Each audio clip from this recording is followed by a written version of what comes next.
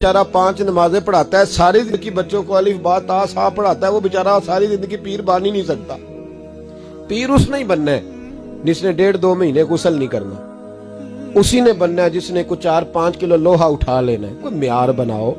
शेखुल हदीस ऐसे हैं जिनको मैं जानता हूं, बेचारों की बेटियों की शादियां नहीं हो सकी, पैसे कोई नहीं, और तुमने गवैये और नाथ खां अमीर कर दिए। जो जाके गवैयों के पास सोर सीधी करके आए तपला सरंगी पे, वो तुमने अमीर कर दिए, करोड़पति कर दिए। वो जाली पीर जो दुआ तक नहीं जिसे मांगनी आती, वो खरबपति है।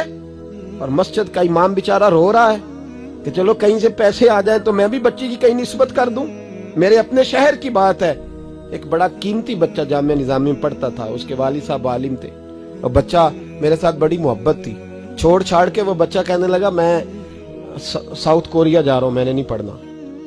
दूसरे तीसरे साल से छोड़ गया। उसके अब्बा ने मुझे फोन किया कि आपसे बड़ी अकीदत रखता है, आप इसको समझाएं। मैंने फोन किया, मैंने कहा बेटा तू पढ़। कहने लगा हजरत साहब अब्बा जी 35 साल मस्जिद में रहे हैं, मेरी बहनें इस तरह की हैं कि शायद कभी गैर महरम को मेरी बहनों ने भी ना देखा हो।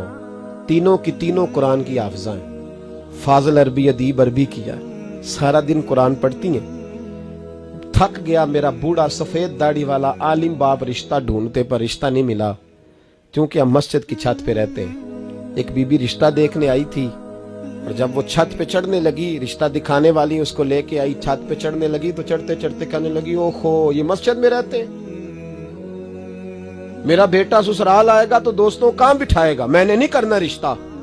कहते मिन्नत की मेरे बाप ने कि छत पे जाके देख तो ले। कहने लगी ना भाई रिश्ता नहीं करना। इतना जुल्म इस कौम ने किया, इतनी ज्यादती। कहने लगा साहब मैंने नहीं पढ़ना, मैंने माल कमाना है, इसलिए कि मेरी बहनें रोती हैं। खुदा का खौफ करो, एक नात से भी गुजारा हो जाता है, मेहरबानी करो। और नात के लिए सोर की जरूरत नहीं होती, इश्क की जरूरत होती है। बस कर दो, बड़ा हो गया। मदारस के बच्चों को वो रोटी खाने को मिलती है जो मैं और आप खाएं तो बीमार हो जाएं, बीमार हो जाएं, जो मदारस के बच्चों को रोटी खाने को मिलती है। और इनको जिस तरह इनका इस्तेसाल किया जाता है, लाइनों में लगा के इन्हें खैरात की तरह खाना दिया जाता है, और जो इन बेचारों का अशर होता है, 100 रुपया खत्म के बाद जब चौधरी साहब देते हैं तो 200 वो बातें भी सुनाते। ये जुल्म कर रहे हो।